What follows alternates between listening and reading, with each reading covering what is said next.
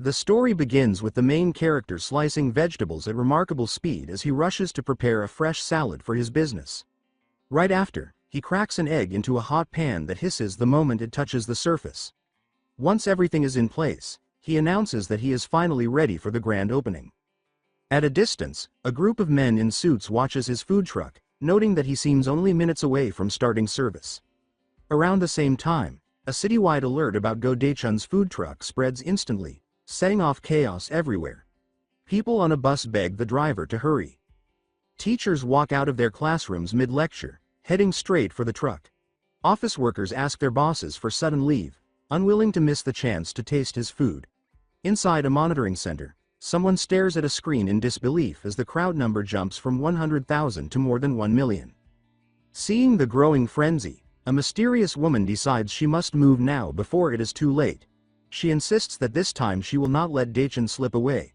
Soon, countless girls begin sprinting, driving, and doing whatever they must to reach the food truck. One young woman in particular looks overwhelmed with anticipation as she makes her way through the streets. The tiny food truck has somehow become the focal point of nearly the entire city. And there he stands, saying that for once he is not late to open shop.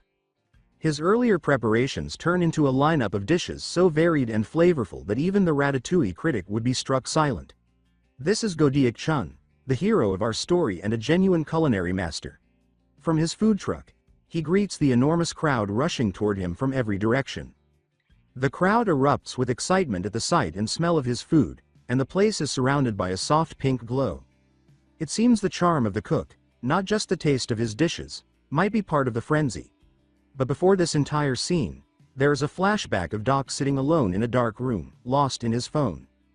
His screen is flooded with messages about loans and overdue payments. We discover he lost 300 million won in a scam promising big profits for buying items and writing glowing reviews. A news broadcast confirms hundreds of others fell for the same trick. What crushed him most was the sting of being fooled, which eventually cost him his day job. Feeling hopeless, he bought a stack of alcohol to drown the weight of it all. That night he wandered the snowy streets, drinking alone, getting more and more wasted. Then, out of nowhere, he caught the smell of something incredible drifting from a small food truck. The sign read Go Daechun.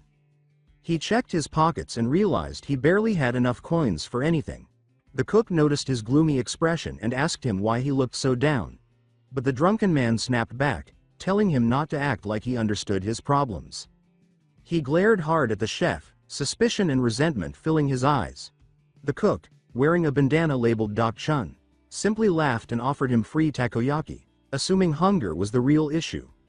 Our main character practically drooled at the scent, even while doubting the stranger's kindness.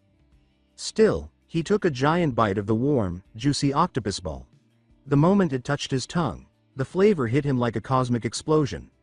The soft batter and chewy octopus sent him soaring through an imaginary galaxy.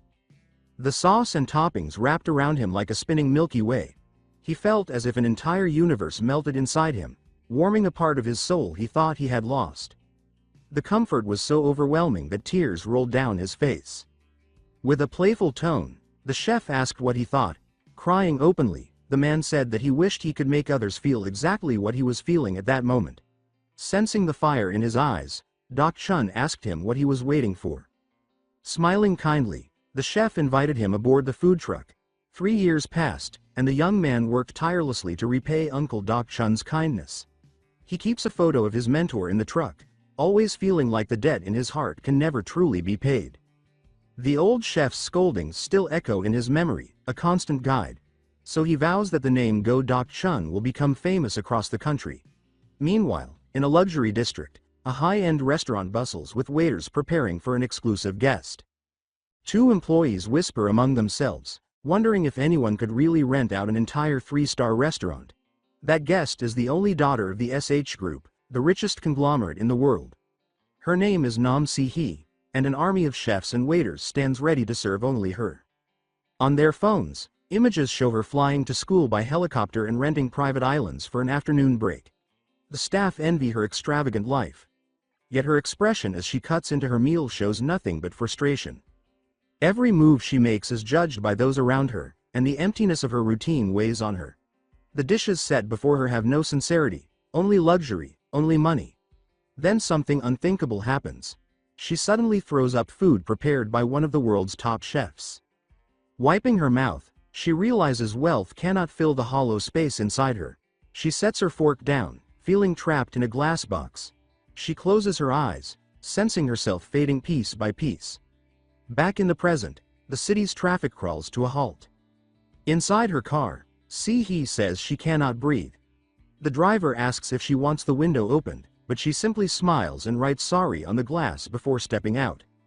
In a moment of daring grace, she leaps across cars and escapes her driver. Desperate, the man calls Chief Kim to report that the young miss has run away. Si-hee wanders freely, finally feeling alive. She leaves everything behind in the car to avoid being tracked. She is determined to live as the real Nam Si-hee for a change. Still, she wonders how long she will last with only a few checks, each worth 10 million won. While walking down the street, she spots a help wanted sign. The pay is 13,201 won an hour, and she decides to accept the job. At work, she greets customers with a bright smile. Soon a huge man approaches, questioning the buy one, get one free deal. She calmly confirms it and hands over the items, leaving him stunned. Moments later, a drunk man tries to trade a live chicken for a bottle of soju. To everyone's shock, she accepts the chicken without hesitation. A worried customer asks if she is all right as the store erupts into chaos, with the chicken running wild and people passed out on the floor. She responds with a thumbs up. The owner then storms out and orders everyone to leave. It becomes clear that Si-hee did not perform well and ends up fired from the small convenience store. Somewhere else, another boss kicks her out for dressing like a spoiled heiress. She tries again but gets rejected once more, hearing that he refuses to work with someone like her. Still determined, she tries a corner coffee shop next. There, she is confused, unsure what she has done wrong since she tried to be polite and cheerful. She gets her coffee and asks the price, showing the boss her checks. Sensing an opportunity, he claims the drink costs 60 million won. Si-hee freezes, stunned by the ridiculous price. She apologizes quickly and rushes out while the barista watches in confusion. The boss notices she left the checks behind and tries to call after her.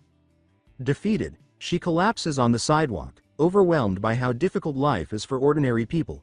Crying, she admits to herself that without money and status she feels like nothing.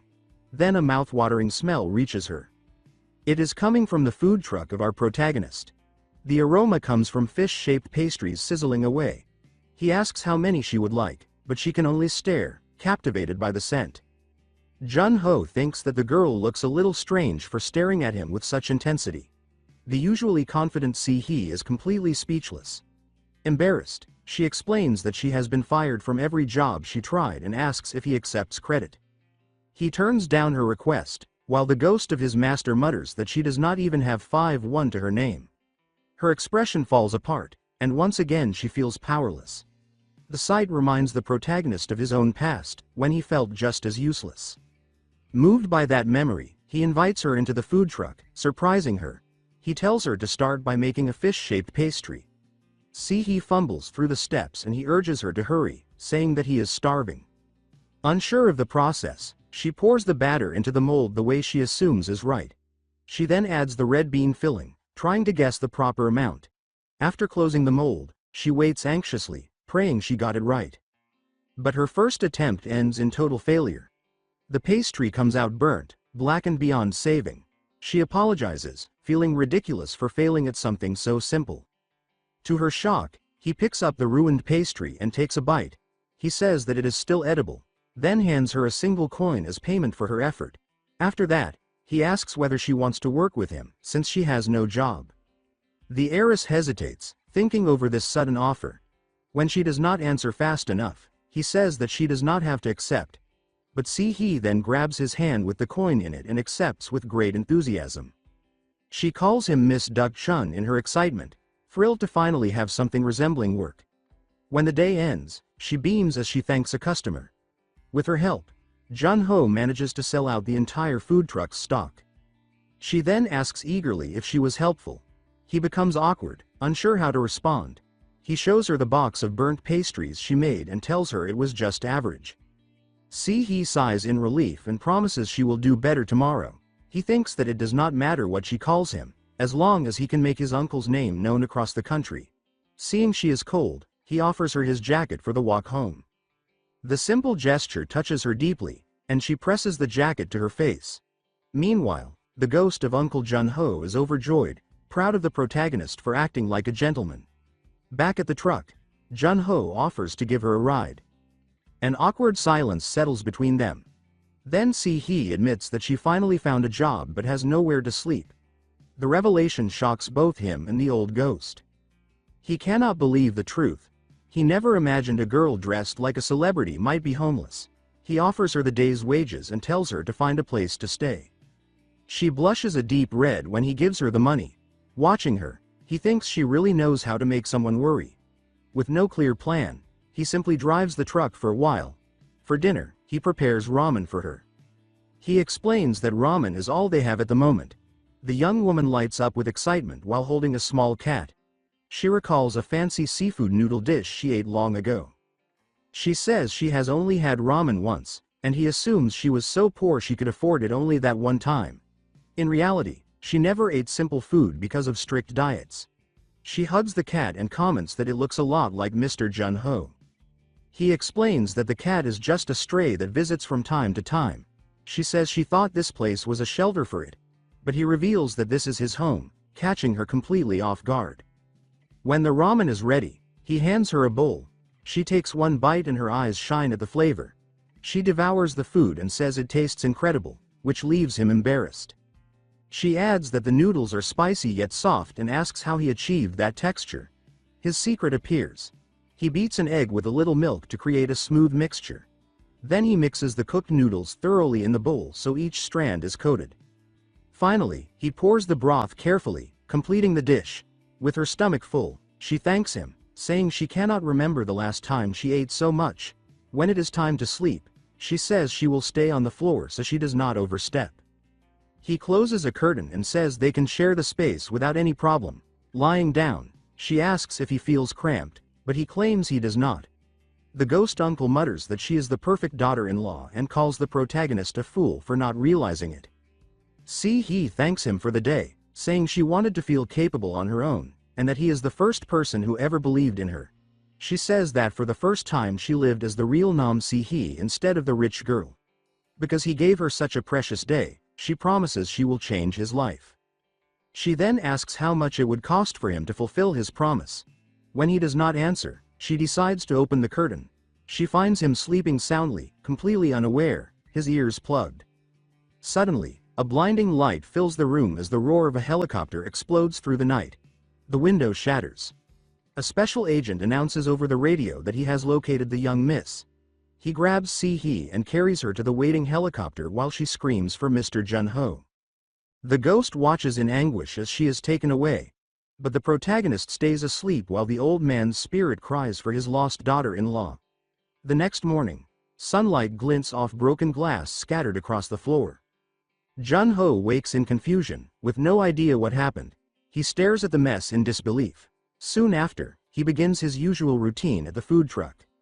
His master's ghost laments, saying he truly believed he had finally gained a daughter-in-law.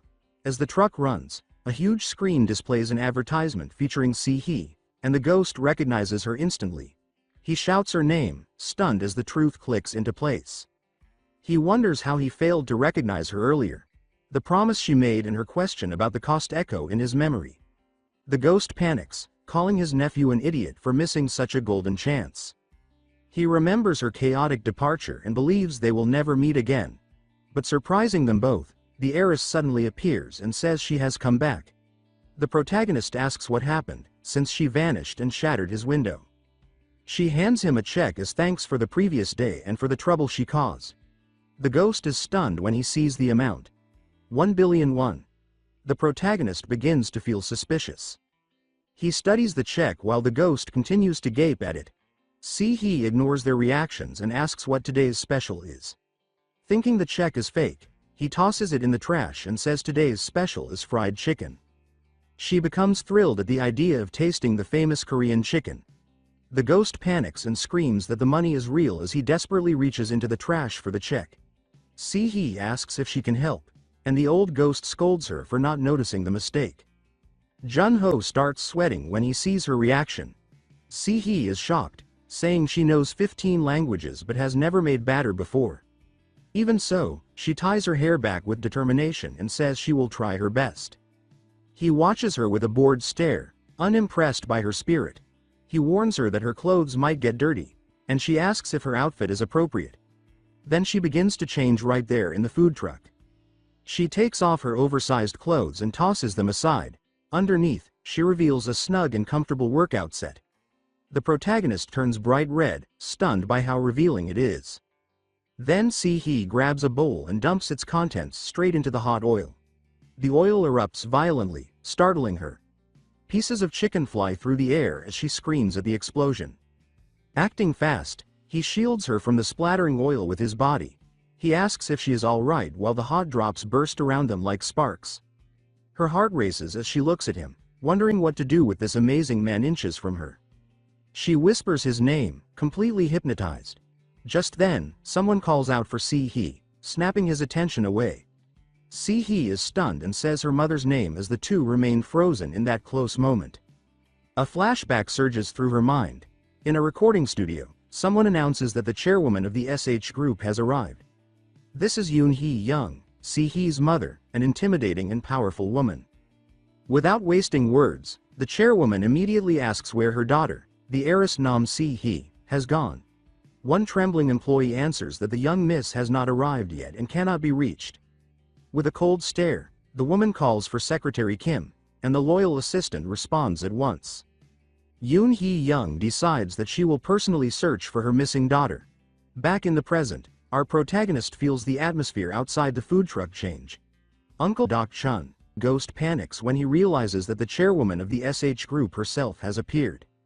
Several men in suits suddenly surge forward and move to restrain Doc. He is subdued in seconds and forced to kneel in front of the formidable chairwoman. Secretary Kim, standing tall and intimidating, asks if she should deal with the man now. The chairwoman orders everyone to calm down and says that she will listen to what they have to say first. Sitting in an imposing chair like she owns the world, she announces that she will hear him out, regardless of what kind of excuse he offers. She even adds that these might be his last words, which terrifies Jun-ho. Jun-ho explains that he and Si-hee only worked together, insisting that there is nothing more between them. The heiress backs him up and says that her mother should believe what he is saying. The chairwoman then picks up a piece of fried chicken and asks curiously how much it costs. He answers that it is 10,000 won, and she reacts as if that is outrageous for a single piece. When he tries to clarify, she completely ignores him and turns a serious gaze on her daughter instead.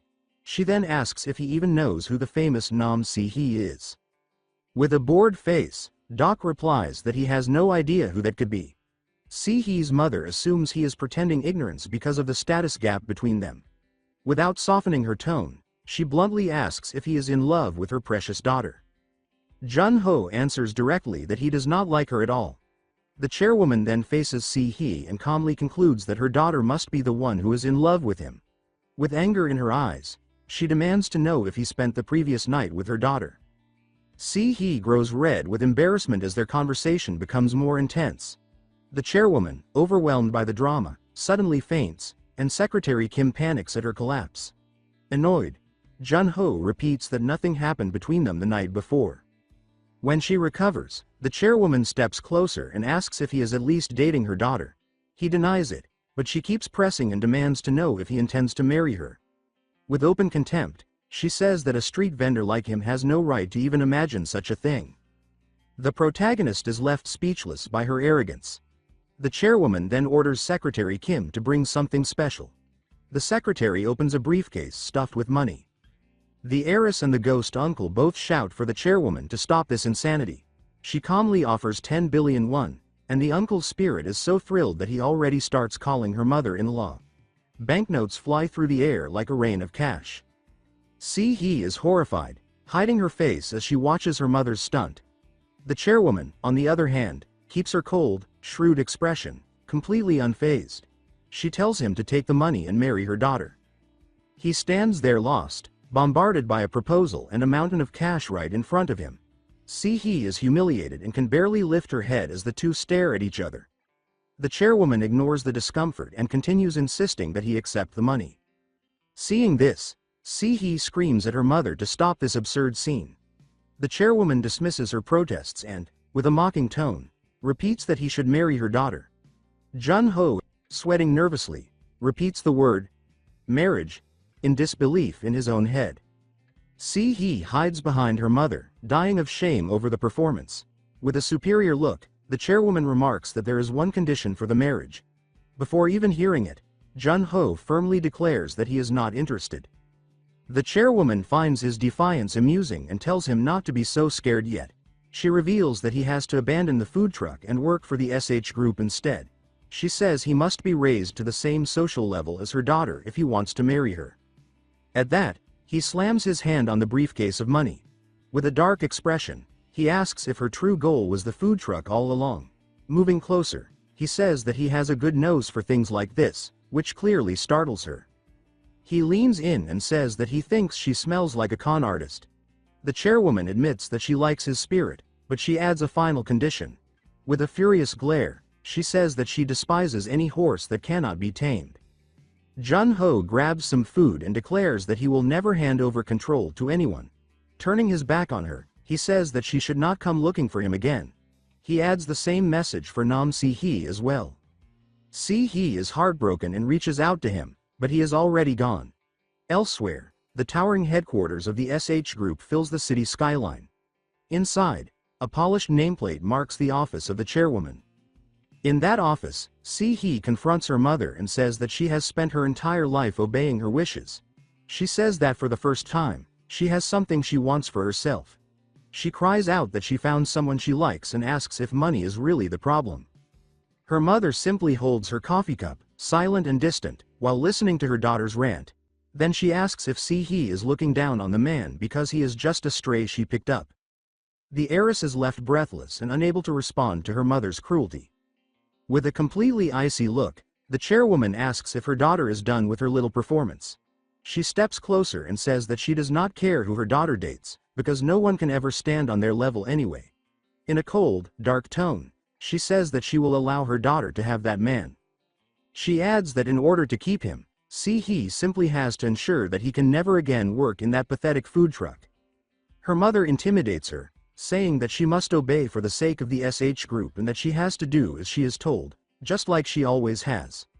With tears filling her eyes, Si-hee feels cornered while her mother calls her a good girl.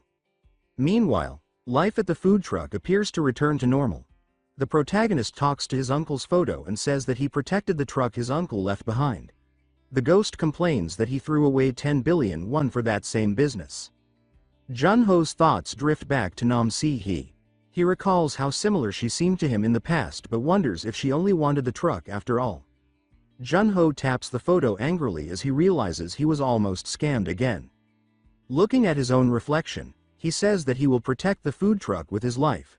At the company, Secretary Kim hurls herself against a locked door, begging the young miss to calm down. Inside her room, Si-hee throws herself onto the bed and screams that everything is her mother's fault.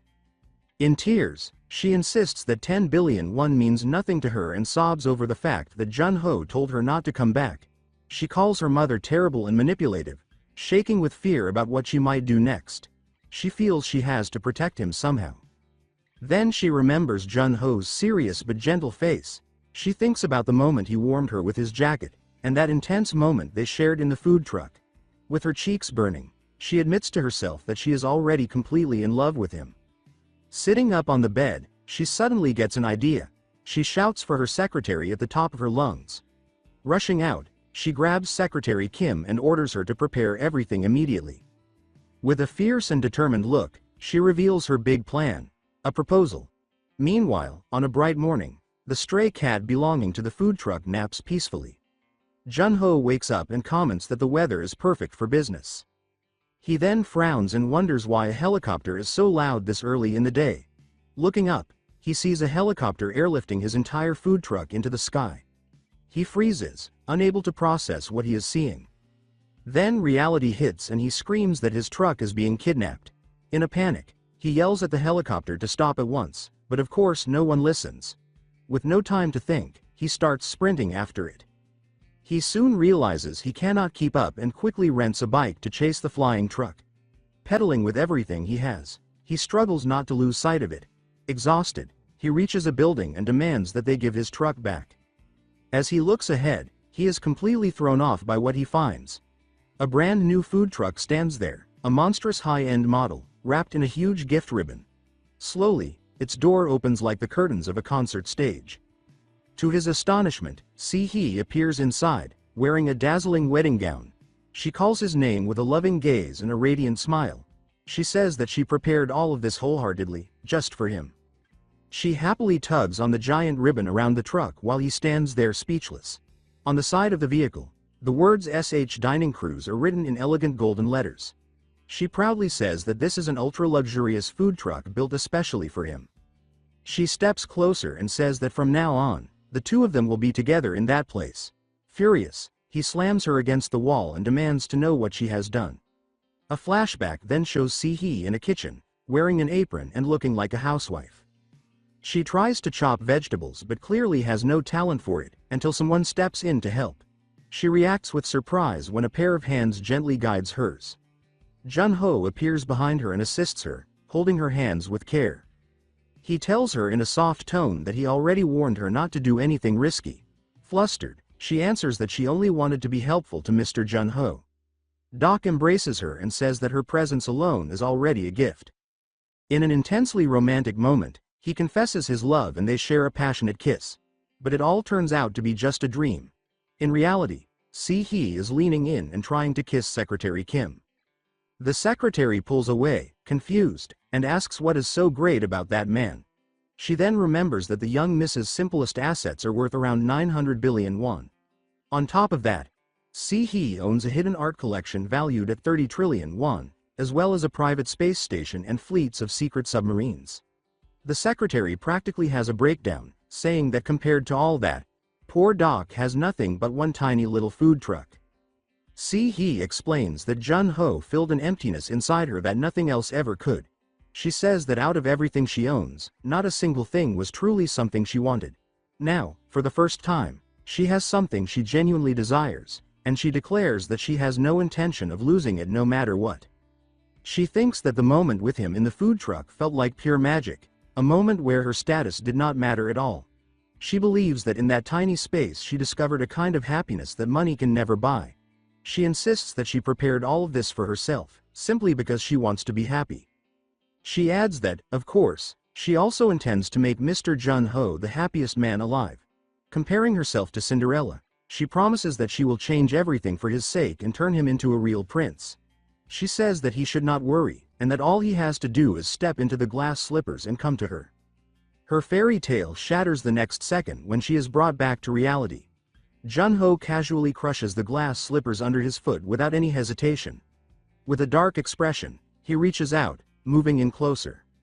Still furious, he keeps her pinned in place and demands to know what she has done with his original food truck. He tells her not to stain his uncle's name by attaching it to that flashy new truck. Si-hee is completely overwhelmed and asks why he is acting like this. Secretary Kim snaps and yells at him for treating the young miss so roughly.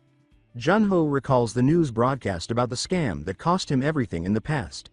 He explains that he knows exactly how people use sweet words as bait to swindle others and take everything from them. He states firmly that he refuses to fall for the same trick again, which leaves the secretary baffled. He turns to Si-hee and says that it does not matter if she is an heiress or anything else. He points at his uncle's name on the truck and declares that he has no intention of abandoning it. With a defiant stare, he thumps his chest and tells them to just try taking his food truck away from him. Si-hee blushes and starts wondering what he truly meant by those words. She realizes that, to him, it does not matter whether she is rich or not. Because of that, she completely misreads his meaning, convincing herself that he was talking about his heart instead of the truck.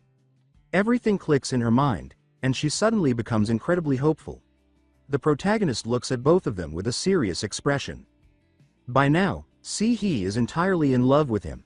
After that, Jun-ho returns to work, focusing on making his signature corn dogs. He finishes each one with the expert flair of a seasoned chef, sprinkling salt in a stylish motion. Smiling, he offers the fresh corn dog to the next person in line. Watching from the shadows, Si-hee promises herself that she will help him sell every last item that day. He finds the whole situation suspicious, but he cannot deny that business is booming.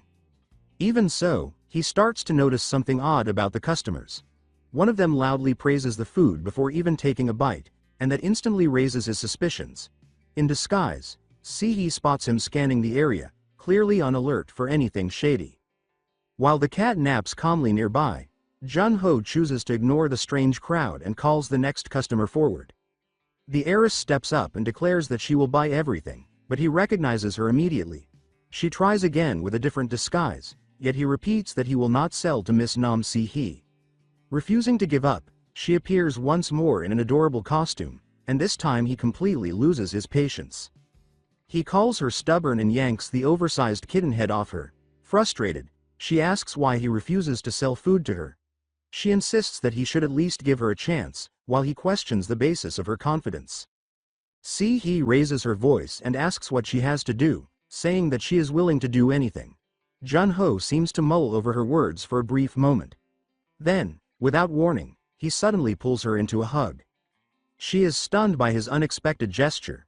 Blushing hard, she starts panicking internally, convinced that she is not ready for this kind of moment. She imagines a dramatic, romantic kiss unfolding between them right then and there. She closes her eyes and steels herself, saying that she is ready for Mr. Jun-ho. Jun-ho just stares at her in confusion and asks what Miss Nam Si-hee is doing. It turns out he was only trying to tie an apron around her waist and has no idea why she is reacting that way.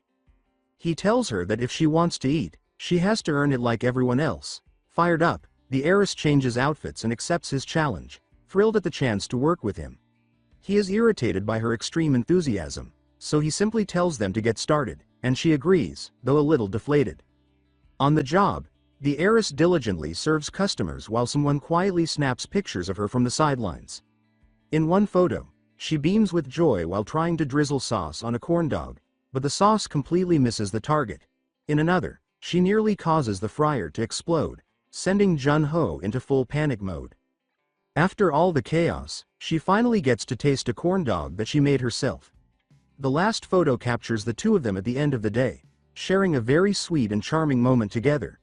It is revealed that Secretary Kim is the one taking the pictures while speaking to the chairwoman on the phone. The look in the secretary's eyes shows that she is plotting something against the protagonist. In another scene, back home, his phone will not stop buzzing with notifications. Stepping out of the shower, Jun-ho wonders who is sending so many messages.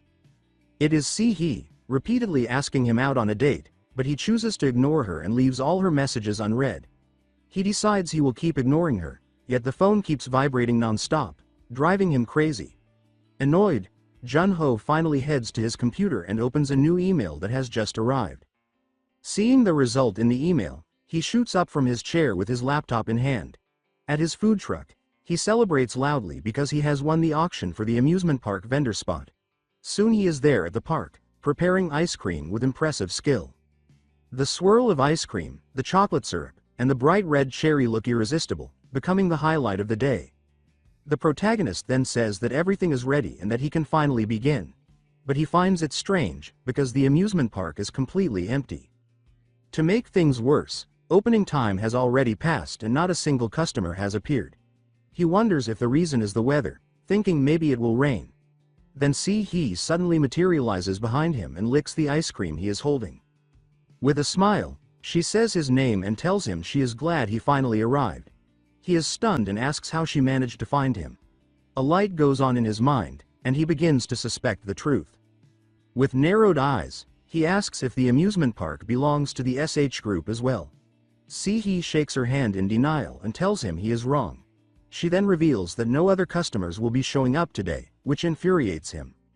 She tosses money into the air and proudly says she rented the entire amusement park just for them. She adds that if she does this for the whole month, only she will be able to buy from him. Hearing this, he realizes he is completely trapped, and she gives him a triumphant smile. Still holding him by the wrist, she cheerfully tells him to focus only on her today. She drags him through the empty park as if guiding him through their own private world. Far away, Secretary Kim watches everything unfold and says she will step in for the chairwoman. But the chairwoman replies that she will handle the orders herself and instructs Secretary Kim not to interfere. Then she asks if the secretary does not trust her. Filled with frustration, Secretary Kim clenches her fist so tightly that she punches the wall and cracks it. With fiery determination, she says she will prove her worth in her own way. On a ride nearby, she thinks that the protagonist is the root of all problems and that removing threats is her duty. She decides she must neutralize the danger before anything gets worse. She concludes that to eliminate the threat, she must seduce him. She recalls spending 5 million won on a professional dating course, feeling confident because she has mastered every relationship theory in existence. Meanwhile, the protagonist, completely unaware, is sweating nervously under her intense stare.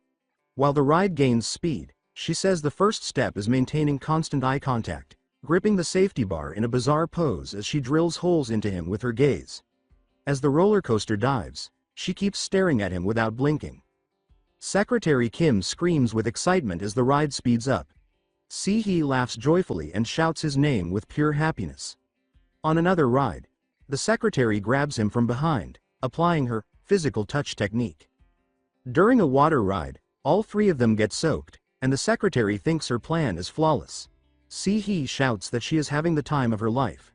Afterward, dripping wet, the protagonist sees Si-hee holding up a photo she took of the moment. She says it is perfect timing for something she wanted and pulls him by the hand. Soon they appear wearing school uniforms for a classic amusement park photo shoot. Inside the booth, Si-hee gives him a kiss on the cheek, but he stays expressionless. Her kitten headband makes her look even cuter, perfect for the date she dreamed of. On the pirate ship ride, Si-hee lets go of the bars and starts clinging to him, bouncing with each swing. Seeing this, Secretary Kim leaps from her seat and calls the protagonist a loser. But when the huge ship drops down, she loses control. She realizes her mistake in slow motion and reaches out, shouting for the young miss to grab her hand. The protagonist asks how she can call herself a bodyguard when she cannot even stay upright on a basic ride. Secretary Kim, furious, demands to know what he just said. In her rage, she grabs his arm. In one swift movement, she flips him over her shoulder and slams him into the ground. Dazed, he asks if she did not just tell him to hold her hand.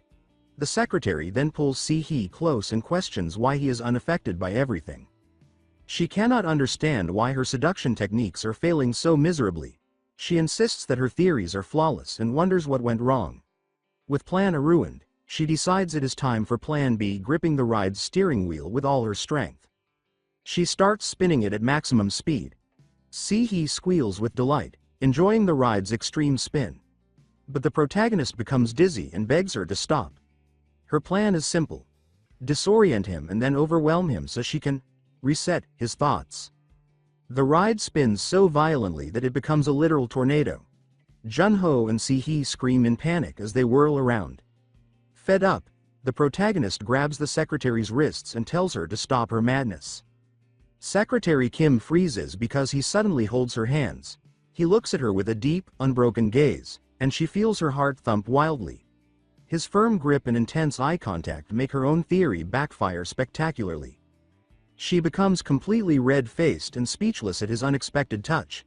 He says that he is dizzy, and she wonders if she is the one falling for him instead. He tells her to let go, but she refuses, and he warns that he will get sick if she continues. She realizes he nearly reversed her entire plan and thinks he is not an ordinary man. Then she glances sideways and thinks that the young miss absolutely cannot see him like this. Feeling queasy at an amusement park, Secretary Kim holds her up and apologizes for the young miss's condition. It seems that Jun-ho is tagging along with them through the park. Suddenly, Si-hee becomes horribly embarrassed by what just happened. She tries to blame Secretary Kim for the loud stomach growl, but Jun-ho has already heard it clearly. The secretary reluctantly accepts the blame, but Jun-ho knows perfectly well that it was Si-hee. Secretary Kim turns red with anger and shame over the situation. The heiress then announces that she is going to the restroom and asks Jun-ho to wait for her. While he waits, Jun-ho picks up a toy gun from a nearby stall. Secretary Kim challenges him to a shooting game, proposing a bet. He gives her a bored look, clearly not very interested. He takes aim and asks her what she really wants from this. Staying blunt, the secretary cocks her own gun and says that she will be straightforward. She tells him to choose one out of two options she is about to present. She lists the first option as kicking the bucket, then reveals the second. She proposes that he fall in love with her, which leaves him stunned. Secretary Kim stands at the shooting range with the shotgun aimed squarely at his head. She calmly tells him to choose, saying that he must either die or fall for her. He stiffens with the game gun still in his hands and demands in utter confusion what she is talking about, thinking that the weapon pointed at him looks frighteningly real. She replies in a cold voice that she will permit him to like her, but only if he keeps his distance from the miss. He lowers his own gun to his shoulder and grumbles that everyone in that family seems desperate to push him away. He adds that even if she delivered a truck full of Ms. Nam Se-hee, he would have no use for her, asking them to simply cart her off. He begins to say that he would never want a woman who only cares about his truck, but before he can finish, she pulls the trigger. The sudden blast makes him freeze as he watches the projectile dart toward him, wondering in horror if she truly fired a real round. Her fury ignites as she repeats his words and shouts that he says he does not need their miss. The rubber bullet slams into him and drops him to his knees. Grabbing his upper arm, he yells that his shoulder is killing him, but when he checks under his shirt he realizes in bafflement that nothing seems damaged. She pumps the shotgun and explains that it is a rubber round used for riot control, though she adds that making him lose the use of that arm permanently is not out of the question. She leans closer and warns that this is his final chance, then demands loudly that he admit he likes her. Staring up at the barrel, he thinks bleakly that she is completely unhinged. He suddenly bolts, deciding they need to get out now. More shots crack behind him as he runs. Nam Se-hee appears ahead, waving happily and calling out to Mr. Jun-ho. He charges forward, grabs her, and pulls her into his arms, offering a stiff apology and saying that Ms. Nam Se-hee should forgive him for the sudden contact. She blushes, manages a shaky yes, and then gasps when he sweeps her off her feet and carries her away. Secretary Kim shouts that he is taking the miss hostage, as she watches them disappear, groaning in exasperation yet silently urging him to keep going. She watches his retreating figure with the miss in tow and thinks that he should run, Jun-ho. Then she straightens and decides privately that if she cannot have him, she will simply break him. Later, in a haunted school building, Uncle Doc Chun greets the pair, welcoming them and declaring that they have entered the cursed halls, not that they can see him anyway. In the dim red corridor, Nam Se-hee clings to Jun-ho's arm and asks if he has finally agreed to go on a date with her. He answers that for now she should just stay close, thinking that they can hide here and stall for time. Blushing, she whispers her agreement. Above them a camera rotates, and on her tablet Secretary Kim watches the feed, remarking that she cannot believe he walked into that place by choice, which she had personally modified earlier. She describes that the haunted house is the park's most famous attraction and notes that for their miss, with her reflexes and athletic skill, it is nothing more than child's play. Jun-ho mutters that it does not seem that bad, right before the entire set erupts. Se-hee says it is because the house is extremely realistic. He wonders whether they will survive. Nam Se-hee laughs that it just became even more entertaining as 3 arrows shoots towards him. Before it's too late, Se-hee slams into him and knocks him flat. Standing over him, she tells him not to worry and promises she will stay near and protect him. Under the purple lights he stares at her, sweat gathering at his brow, thinking that staying here means certain death. Elsewhere, Secretary Kim stares at her tablet, murmuring wait, and then insisting that something feels wrong as she sees him shielding the miss. Soon after, he hoists Nam Se-hee and sprints, a horde of ghouls stampeding behind. Kim thinks that if this continues, Jun-ho would be the only one helping Se-hee. He snatches a flashlight from the floor. In another corridor, darkness swallows everything until his beam flicks on. The light lands on a long-haired girl crouched ahead. The sight makes him jerk back, stammering in horror and barely forcing out a fragmented what the before the apparition lunges straight into the light. Secretary Kim Ghost Girl Edition hurls herself at him, her leg going for his face. He barely manages to dodge backwards while the flashlight beam slices frantic arcs through the dark. He scrambles upright with the light extended and yells that this is completely insane, while Nam Se-hee stands back completely nonchalantly. He sweeps the beam across the hallway and pants that he has no idea where the ghost went. The corridor reveals only dust and toppled props. Then, as he turns, he spots the shrouded figure lying coming at him from above. While he hesitates, The figure snaps upright, red eyes blazing through the cloth. Nam Se-hee sees a red button. She wonders what it is and clicks it without hesitation. Just as she did that, while Secretary Kim almost had him, a cage fell from above, trapping them both. They crash in a tangle of limbs and fabric, their screams overlapping. Secretary Kim lets out a stifled grunt as she opens her eyes to see their lips touching. Her thoughts halt for a second, wondering if those are truly his lips. Completely embarrassed, Secretary Kim kicks him off of her with force, sending him crashing. With her face bright red, she says that she is going to kill him. Flat on his back, he can only wheeze that he wants to go home. Nam Se-hee crouches near him in a wash of pink light, smiling brightly and telling him they have no time to rest. Soon they are running again across the open plaza as carousel lights whirl around them. Behind them, Secretary Kim charges in pursuit, slamming a control on her wrist device and shouting that he will not escape, while digital prompts say that her speed has increased. On the carousel platform, they are finally cornered by the railing and spinning lights. He looks around in despair, thinking that that woman is relentless to the very end.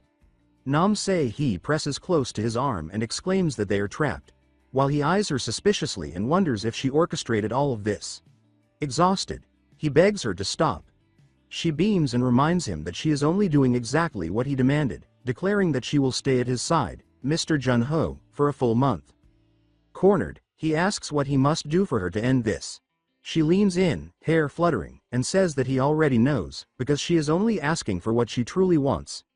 As the carousel spins into golden streaks, she slides her arms around his neck and draws him close until their faces nearly meet and her intent charges the space between their almost touching lips.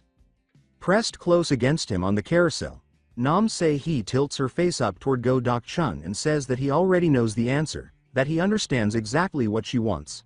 Her arms loop around his neck as she leans in, her lips parting, her intention sharpening in her mind into a single, unmistakable desire. Their mouths hover a breath apart when the entire carousel suddenly erupts in crackling blue lightning. Elsewhere in the park, Manager Kim stares at the ride as sparks explode across its structure. She exclaims in shock, instinctively voicing disbelief, while her wrist device flashes red and repeatedly signals an error. The surge ripples outward through the amusement park, lights flickering across the miniature castle and the roller coaster. Secretary Kim rushes toward the carousel and shouts anxiously, asking whether the miss is all right. Moments later, the lights stabilize. Beneath the warm glow of the bulbs, Nam Se-hee straightens her uniform, her cheeks flushed, and laughs it off, saying that it startled them and must have been a brief power outage. She glances around and realizes she is standing alone on the platform. Confusion crosses her face as she murmurs that she wonders where he went, calling out for Mr. Dok-chun. Her voice echoes over the now silent carousel. Far away, that cry for Mr. Dok-chun lingers in his memory as he grips the steering wheel of his truck. He slams down on the accelerator, thinking that the penalty for canceling the contract will be painful, but also knowing that he cannot allow that woman to toy with him any longer. The image of the muzzle flash and the bullet flying straight toward his chest burns in his thoughts, and he frames it as a clear threat on his life, proof that she treated him like something money could control. Scenes from the haunted school attraction flash through his mind, Se-hee's delighted expression looming large, until her name brands itself in his thoughts as something dangerous. Jaw clenched, he yells into the empty passenger seat that he will never let her have her way with his truck. As the food truck races down a moonlit avenue between towering buildings, its taillights shrinking into pinpricks behind him, he lifts his eyes to the sky and silently asks his late uncle to watch over him. High above the city, in a glass-walled office, Manager Kim kneels low and apologizes, addressing the woman seated before her as chairwoman. The chairwoman stands before the window, city lights reflected across half her face, and coldly reminds her that she had explicitly warned her not to get involved. Manager Kim pleads for another chance, insisting that this time she will make sure he can never cook again for the rest of his life. Her eyes burn red behind her glasses as she adds that she can do far worse. The refusal comes swiftly. Se-hee's mother tells her not to interfere, addressing her firmly as Manager Kim, then grips her jaw and pulls her face close to reinforce the command.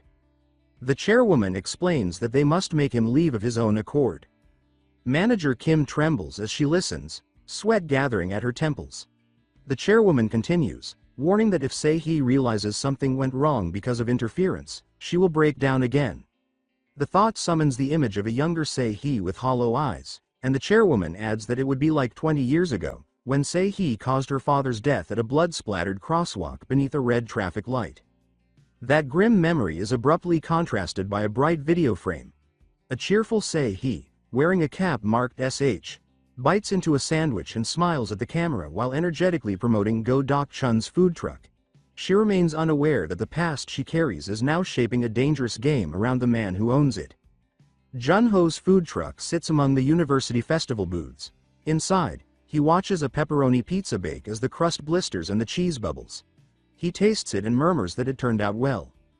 Petals drift through the air as he reflects that the amusement park incident was unfortunate, but at least he managed to secure a spot at the university festival.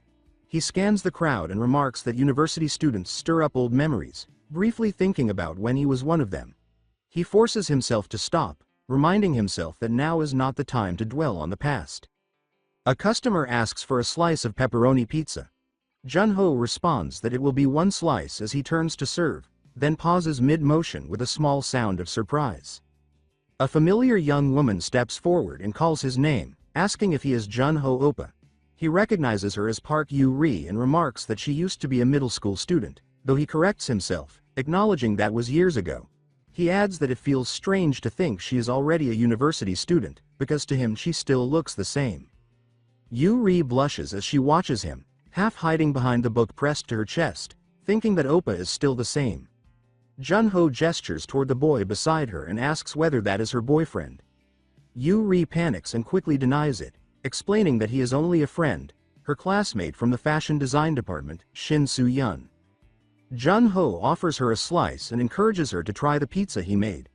Yu-ri hesitates and says that she is on a diet, so she will only take one bite.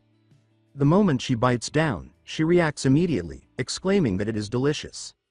Her thoughts dissolve into the savory umami of oil bursting from the salty pepperoni, the fragrant spices melting together, and the layers of cheese binding all the flavors into something overwhelming. Yu-ri clutches the slice as if the taste itself is pulling at her with invisible strings. She staggers slightly, thinking in alarm that the pizza keeps drawing her in. She groans that she is supposed to be on a diet, yet her body leans forward against her will. The sensation deepens until her thoughts fix entirely on the bread. In her imagination, the crust becomes a golden tide, crisp on the outside and soft and heavy within, the savory flavor growing stronger with every bite. Overwhelmed, she blurts that it is unfair for bread to taste this good. She spins back toward the counter, cheeks flushed, and excitedly asks Jun-ho Oppa since when he has been cooking, saying it is unbelievably delicious. Jun-ho smiles behind the service window and comments that it is nice to see her eating so happily. His tone shifts as he points out that she really eats well, implying that she already finished the entire slice. Yu-ri's resolve collapses instantly, and the idea of dieting vanishes as if blown away. Jun-ho glances at her jacket and asks if she said she is in the fashion design department. He recalls that even back then, her drawings used to win awards. Yu-ri lights up and says that he remembered. He recalls how she used to pester him to buy her meals whenever she won, even though he was a poor university student at the time. In the memory, he laughs awkwardly while she flashes a peace sign beside him. She admits that she was a brat back then. Jun-ho replies that now he is simply proud that she is attending the best university in Korea. Leaning on his elbow, he tells her sincerely that she worked very hard. A voice from nearby calls for Yu-ri and Soo-yeon to hurry. Yu-ri bows and thanks Jun-ho, saying that she will enjoy the meal as she and Soo-yeon lift the packed boxes. Jun-ho lightly warns that if she eats it all by herself, she will gain weight. Yu-ri whirls back, face red, calling out to him as petals drift around her. As she walks beneath the blossoms, she turns and says that she will see him again, Jun-ho Oppa. Jun-ho watches her go and thinks with quiet relief that it is good to see she is doing well. Elsewhere, the warmth shatters as a phone vibrates in the dark. The glowing message reflects in her glasses, repeating that they must kill, must kill. The ringing stretches on as purple scales seem to close in around Yu-ri. She pleads in a trembling voice, begging again and again to be let go.